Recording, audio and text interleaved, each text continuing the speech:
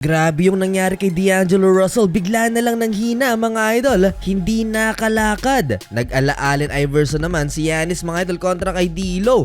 Crossover, naloko na ang Miami Heat, lantarang sinabi to ni Jimmy Butler sa media. Second game ni D'Lo para sa Brooklyn Nets mga idol at mukhang hindi nagustuhan ni Giannis Antetokounmpo ang naging resulta sa first half. Natambakan lang naman ang Milwaukee Bucks. Starting 5 na si D'Lo dahil wala si Ben Simmons, napabuhat si Cam Thomas sa first 2 quarters sa loob ng 7 minutes na playing time mga idol. Nagtala ng 17 points in 7 minutes itong si Cam Thomas off the bench. Nets up 7 at the end of first quarter, 30-23.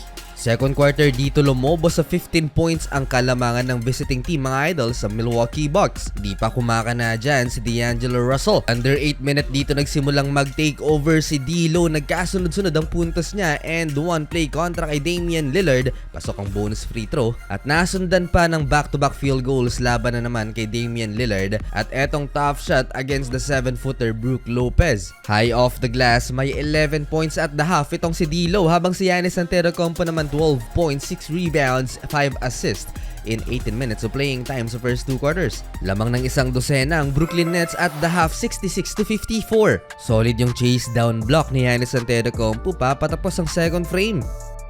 Third quarter, lobo palalo ang lamang ng Brooklyn Nets sa Milwaukee Bucks. Nagkasunod-sunod ang assist ni D'Lo mga idol. 20 plus points na ang hinahabol ng home team. Grabe yung pag-take over ni D'Lo as floor general. Dahil wala nga sa rhythm ang Milwaukee Bucks, etong si Giannis Antetokounmpo na ang nag-take over ng laban para sa buong team. Hindi na namamasa si Greek Freak at talagang inaararo ang depensa ng Brooklyn Nets kahit 2-3 pa ang bantay. Daming free throws ni Antetokounmpo sa quarter na to pero mas maraming naimintis si Greek Freak.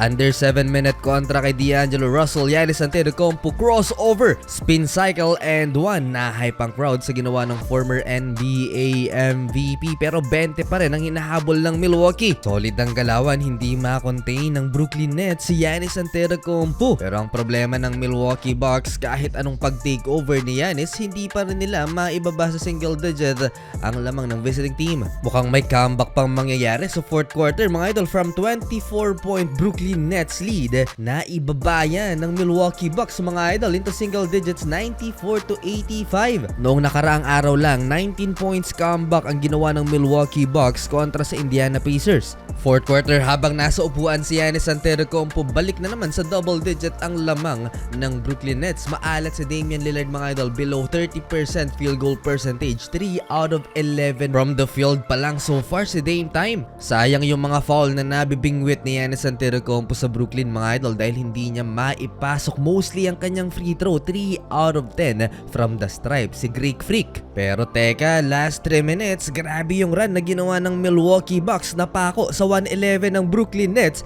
at nag-take over ang 2 superstars ng Bucks na si Giannis Antetokounmpo at Damian Lillard, 111-108 last 1 minute.